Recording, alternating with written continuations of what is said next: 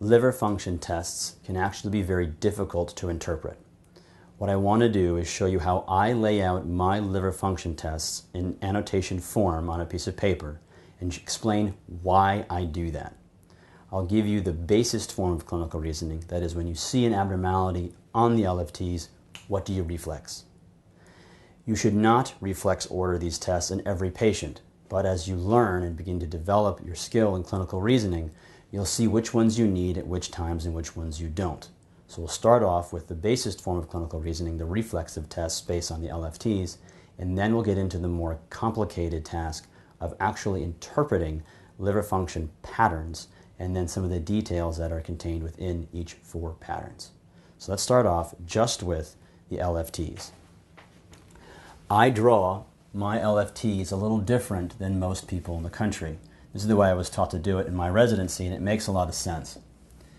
At the top is the total protein and the albumin. At the bottom is going to be the AST and the ALT. And I'm going to color code these for you. The total bilirubin can either be red or green, and you'll see what that means in a little bit.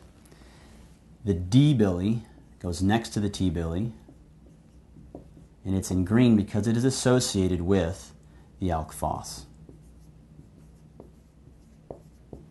Now, let's explore what the different meanings of each of these laboratory values and how you can be distracted by something that's not in the liver.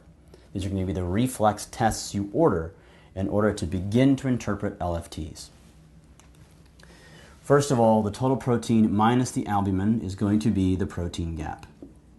And if you have a protein gap, that is the total protein minus the albumin, greater than 4, it means that there is something else other than the typical proteins making up the total protein. That usually comes in the form of immunoglobulins. So you are going to go looking for things that produce immunoglobulins. The simplest form of this is just your own body's innate natural immunoglobulins doing what they're supposed to do. So a differential diagnosis for an elevated protein gap might simply be sepsis. But it can also be the things that people start to think of when they see an elevated protein gap. That is the chronic viral infections or cancers that are going to make extra proteins be floating around.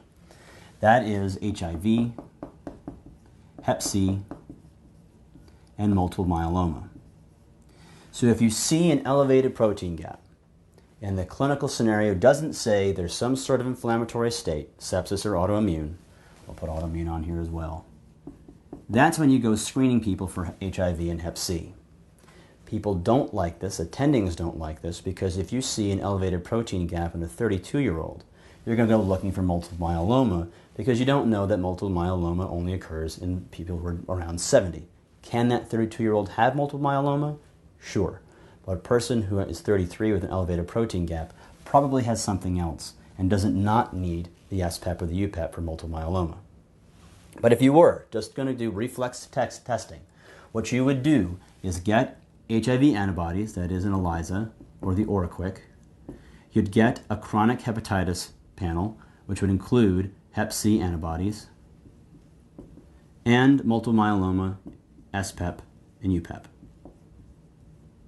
I'm going to say this again. You should not reflexively get these tests unless you do not have an alternative explanation for the elevated protein gap. That's a protein gap differential. Let's talk about albumin. There is no conditions in which albumin is increased. So there are no conditions where you have to be like, why is the albumin 6? You won't see it. A normal albumin is 4. Decreased albumin are caused by the oci. That is cirrhosis, nephrosis, and gastrosis. This is a mnemonic to tell you of the diseases of albumin. Cirrhosis, you cannot build the proteins. Nephrosis, you spill the albumin in your urine. And gastrosis is either going to be a protein-losing enteropathy or simple malnutrition like kwashiorkor. The testing for those is a bit more complex, so I'm not going to go into them. But when you see a low albumin, think of these three conditions, the three conditions which would decrease your albumin. Now you may have noticed that these are color-coded, right? And the total protein, albumin, AST, and ALT are all black. They're all black because they are liver enzymes. When your liver is broken, the albumin will go down. When your liver is inflamed, the AST and ALT will go up. The AST may also be muscle breakdown. So consider if you see an isolated elevation of the AST, or the AST is much higher than the ALT, it might be indicative of liver injury, and certain patterns do follow that. But if you see an elevation of the AST, think about muscle breakdown and check a CK or a CPK level, depending on what your laboratory is, looking for muscle breakdown and potential rhabdomyolysis. Certain patterns, such as an AST to ALT of 2 to 1, may be indicative of alcoholic hepatitis or cirrhosis. You don't have to be 2 to 1, and in general, the higher the ratio, the more likely it is to be alcohol cirrhosis. But in both of these conditions, recognize that the AST and ALT don't get very high. You won't see enzymes in the thousands. Very few things do that. So if you do see AST and ALT in the thousands, think of this very short list. Budd-Chiari, autoimmune hepatitis, an acute viral infection, that is Hep A or B. If it's not those, CMV and EBV can do it. Shock liver, that is the person is floridly hypotensive for something else. And Tylenol, that is acetaminophen toxicity. These are the things that are going to get your AST and ALT to the thousands. And I want you to recognize that Budd-Chiari means any sort of clot in the portal system, either the portal vein, the hepatic vein, doesn't matter. Something that compromises blood flow into or out of the liver. So if you see AST and ALT in the thousands, think of these disorders. If you see AST, ALT 2 to 1, think of alcoholic cirrhosis. If you see an isolated AST elevation, make sure it's not muscle by ordering a CPK level. In green are going to be the things that involve the biliary tree. There's not much else that causes an elevation in the direct bilirubin, that is the conjugated bilirubin, other than biliary tree pathology. Alk Phos, however, can come from bone, and you assess whether or not it's coming from bone by getting a GGT. The GGT is specific for biliary tree, so if you have an elevated Alk Phos and not elevated GGT, that's bone. If you have an elevated Alk Phos and an elevated GGT, that's biliary tree. Finally, T-bili can come either in the form of conjugated or unconjugated. And you order the D-bili to differentiate. Because if you just order liver function tests or a Chem 20, that is a CMP, you are not going to get the D-bili. The D-bili has to be ordered separately. So most of the time, this tree is just like this, only there's a blank spot for D-bili. If you see an elevated bilirubin, you must then get the D-bili. So I'm going to switch over and start talking about the different patterns. And that's why I've color-coded. I want to show you a picture of the liver system as I see it. This is the bloodstream that feeds the liver itself, and the biliary tree. The colors should make a lot more sense now. If the liver is inflamed and has damage done to it acutely, knowing the color codes, you will suspect then that the AST and the ALT are indications of hepatocellular injury. The albumin doesn't drop until it becomes chronic and you're cirrhotic. If there is damage to the biliary tree, either the gallbladder or any of the biliary system, it is not a surprise that you would expect to see elevations in D-bili and alk phos. And notice that the only one in red is the T-bili, because there are other conditions that can cause elevations in the bilirubin. That's jaundice. So I want you to see that hepatocellular injury is primarily AST, ALT. Biliary injury is primarily D-bili and alk phos. And don't forget about other causes of jaundice. Let's run through them now, starting with number 4, the one that people miss all the time, an infiltrative pattern.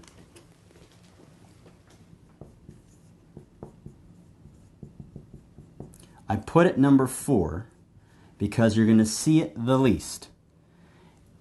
And we're talking about it first because it's the one people miss. In an infiltrative pattern, you have primarily an elevation in the alk phos and alk phos alone.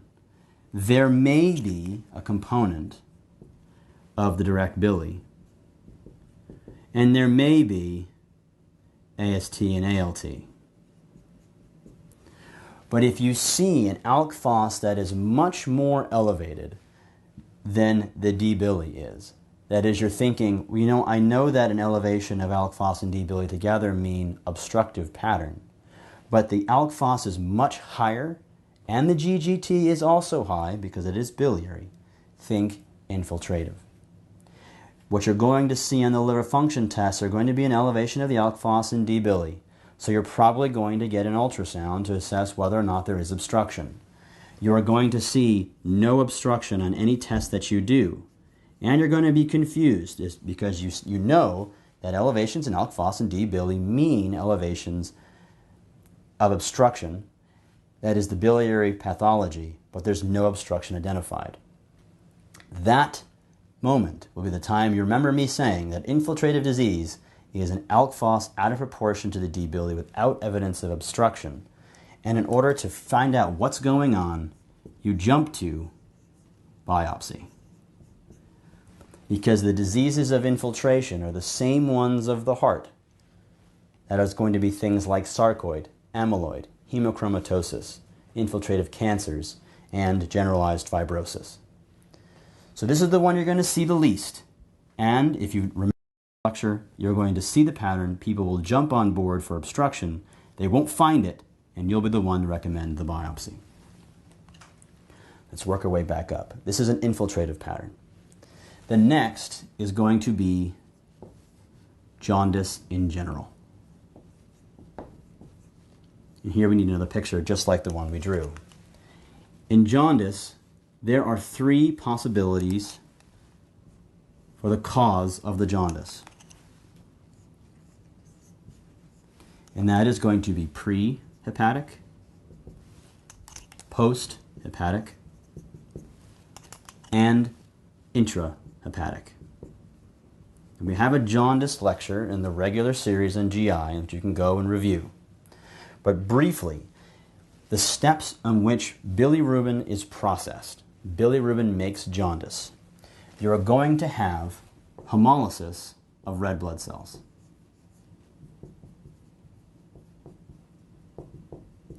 That hemolysis releases hemoglobin and is carried to the liver in the form of unconjugated bili. Unconjugated bilirubin then gets into the liver in one first step, gets conjugated within the liver, and then gets excreted into the biliary tree. Unconjugated bilirubin becomes conjugated as the rate-limiting step within the liver. And then that conjugated bilirubin is sent and excreted in the stool. Follow along with this now as we go through this process. If you have pre-hepatic jaundice, it is going to be a product either of hemorrhage or hemolysis. Hemolysis increases in the blood. Unconjugated bilirubin increases in the blood. Delivery to the liver increases. And so the conjugated bilirubin is also going to go up, and so will the bilirubin in the stool. But because the rate-limiting step is conjugation of bilirubin, as more and more unconjugated bilirubin ends up at the liver, not as much can be conjugated. So prehepatic jaundice is going to be primarily unconjugated bilirubin. So if you see a very elevated T-bili and a only slightly elevated D-bili, you are almost guaranteed to be hemolysis or hemorrhage. So an elevation, an isolated elevation in the T-bili is indication of hemolysis. If you flip to the other side of the liver, that is, there is an obstruction that prevents bilirubin getting to the stool, the amount of hemolysis is the same. The amount of unconjugated bilirubin is the same. You are not overwhelming the rate-limiting step, so the amount of conjugated bilirubin is the same. But you can't get that conjugated bilirubin into the stool. So as more and more conjugated bilirubin builds up, picture this like a pail of water. As you turn the faucet on, there's no drain, it's just a bucket.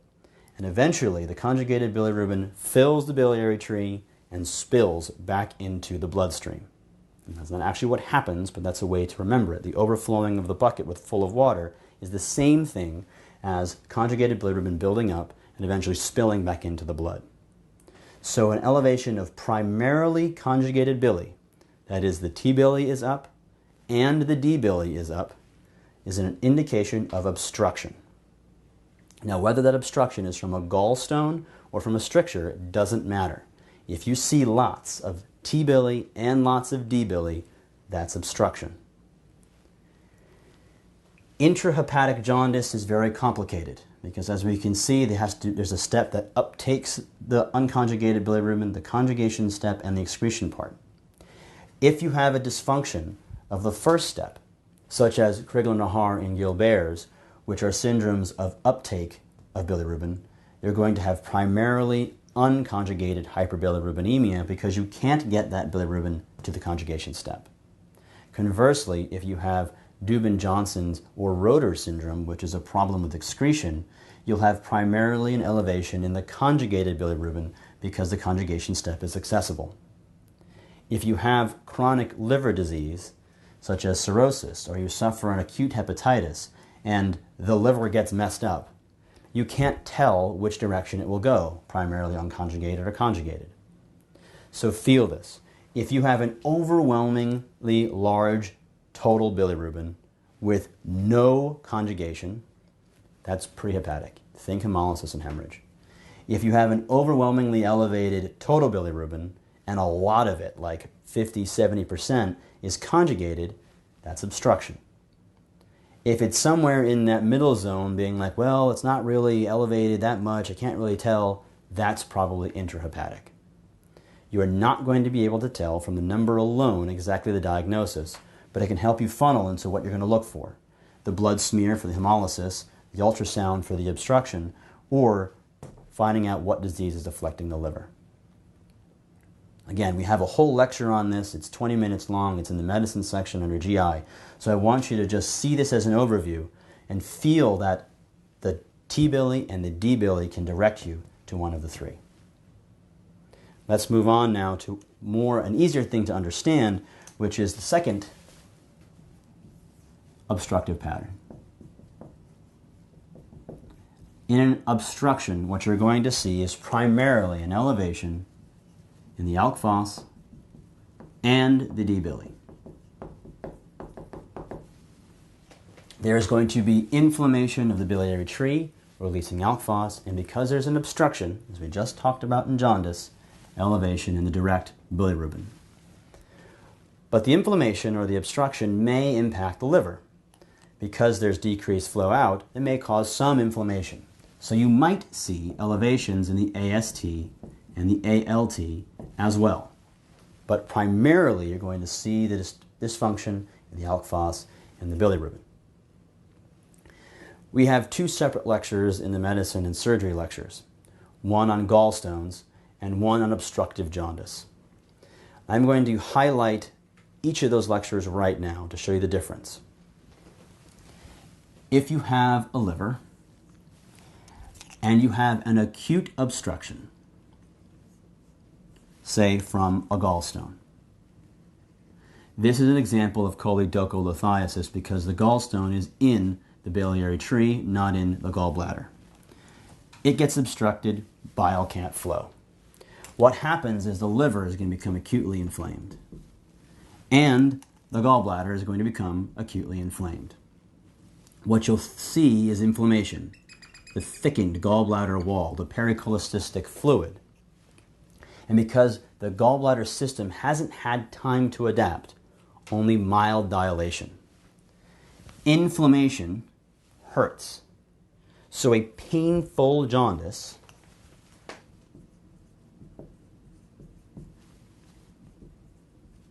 is going to be acute and is more likely to be gallstones than cancer. You're going to see the elevation of the AST and ALT. You'll see an elevation in the amylase as a product of the gallbladder disease, and the ultrasound will show you not that much dilation, but a very thickened, inflamed gallbladder. On the other hand, if you have a slowly developing tumor,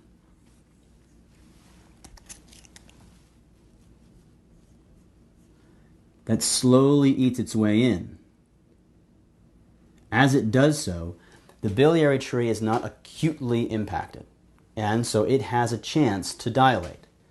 So what you'll see is a thin-walled, big, distended gallbladder, and you might even see big dilations of the biliary tree, but no pain because the body has had time to adapt. There's no inflammation. So painless jaundice is indicative of a slowly developing obstruction, and that is either going to be cancer or a stricture. Your clinical presentation and the history will tell you which it is. The cancers that are most oftenly involved are the cancers of the head of the pancreas, ampulla vata or cholangiocarcinoma. Strictures can occur in primary sclerosing cholangitis and in anyone who's had a previous ERCP. The ultrasound will help you differentiate the thickened gallbladder wall from the thin, huge, distended gallbladder.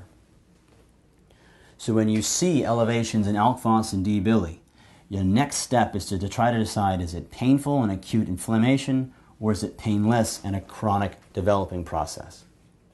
Both are going to be assessed in the same way. Both are going to be managed in the same way, except in the case where that acute inflammation needs to be relieved immediately with emergent ERCP.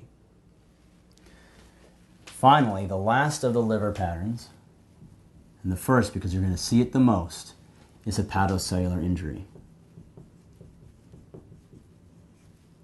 This should not be surprising. You're going to see primarily an elevation of the AST and the ALT, and because inflammation can happen further down and there are biliary tree structures within the liver, you might see elevation in the alk phos or the D-bili. There's not much more to say about hepatocellular injury. We've already talked about the things that get you into the thousands. We know that AST and ALT elevations are going to generally rise together, and not very many things get it over 1,000. If you see an AST to ALT ratio greater than 2, think cirrhosis and alcohol. But now I want you to be able to recognize that when you look at liver function tests, what you should be doing is attempt to categorize each pattern into one of these four. Either hepatocellular with a lot of AST and ALT elevations, maybe in isolation, but plus minus the alk phos and D-bili. Obstruction with primarily elevations in the alk phos and the D-bili, plus minus some AST ALT. Jaundice, which is going to be isolated elevation of bilirubin, and it's up to you to determine if it's pre, intra, or post-hepatic. And finally, infiltrative patterns were primarily alk phos without D-bili, without AST and ALT. And this is going to be the tricky one, and if you identify this, you'll save a lot of unnecessary tests by getting the biopsy. And if we come back to the very beginning, if this was overwhelming and you can't really yet identify these patterns, simply stick with the possible differential diagnosis from this tree and just get the reflexive test. What this does is, at the 2 o'clock admission, when you don't have someone to call, you know what test to get so that you can assess it together the next morning with the attending and the rest of the team. And that is liver function tests. We make these videos for free, and we need your help. Please donate, because without your donations, we can't make any more videos. Please donate.